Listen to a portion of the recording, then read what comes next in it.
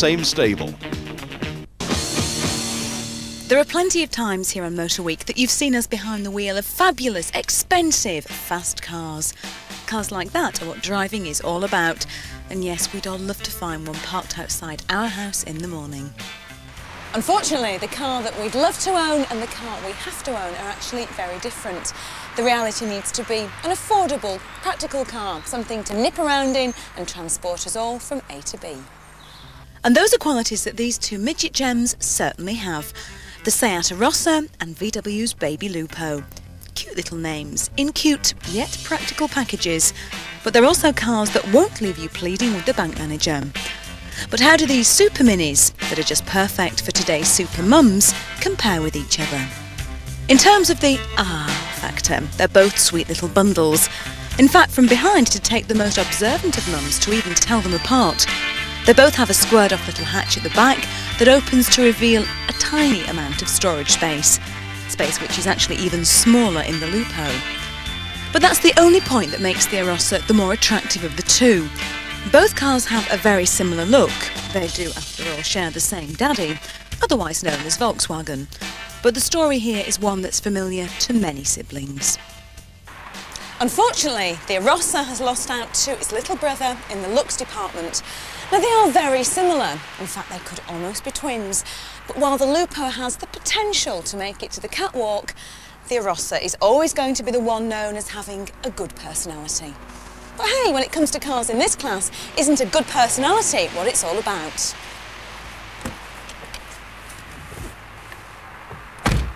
This is the kind of car that you immediately feel at home in. The 1.4 engine feels nice and punchy, it revs smoothly, and its 60 brake horsepower gets you to a top speed of 100 miles per hour.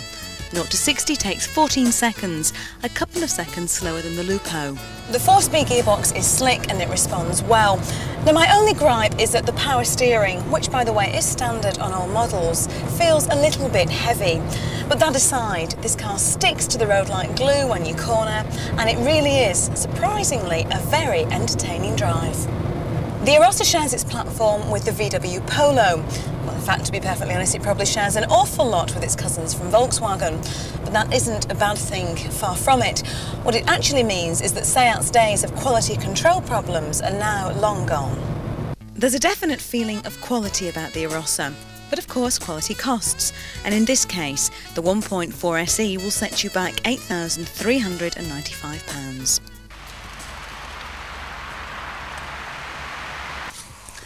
And that price includes a few extras, things like central locking, electric windows and a pollen filter if you're a hay fever sufferer.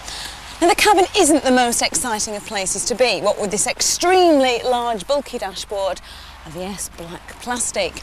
But everything does feel solid and well built, and as if it would withstand the hammer that a family will no doubt put it through. Now, we know that little Lupo comes tops in the looks department, but what about that bit that we spend all our time in? The interior. Well, the bright green upholstery that tones with the exterior paint job will certainly wake up the kids in the morning. I think it looks great, it's really bright and cheerful. But don't worry if green isn't your thing, because there are plenty of other colours you can choose from. Now, in here the look is very modern and really well thought out. There's a very interesting use of shapes and some wonderful design touches. The Arossa may have been well built, but this eclipses it. It just oozes quality and design. You could almost be in a Golf that's been shrunk in the wash. Just look at the way the grab handles and the cup holders are dampened. There are plenty of ingenious storage spaces, and my favourite touch for those cold winter mornings, heated seats. These are things that you would normally expect to find in a luxury marque and not a super mini. In fact, the quality in here could put many luxury cars to shame. But then, this is a Volkswagen. And this 1.4 SE may be more upmarket than the Seat, but it's going to cost you more as well. Around £1,200 more at £9.5 grand. But remember, because this is a Volkswagen, the reputation and build quality mean you won't lose quite so much money after a few years of motoring. And what happy motoring it will be. The 1.4 engine produces 75 brake horsepower. That means you get a top speed of around 106 miles per hour. And if you're up for it, you can get from 0 to 60 in just over 12 seconds. but somehow I don't think the Lupo is going to attract too many boy racers. Now this 1.4 engine is definitely a better buy than the 1 litre. The 16 valves means that it rushes around town in a hurry to get all your jobs done. It really does feel very nippy. Overtaking is no problems in it, neither is cruising on the motorway. The benefits of Super Minis are of course cheap insurance.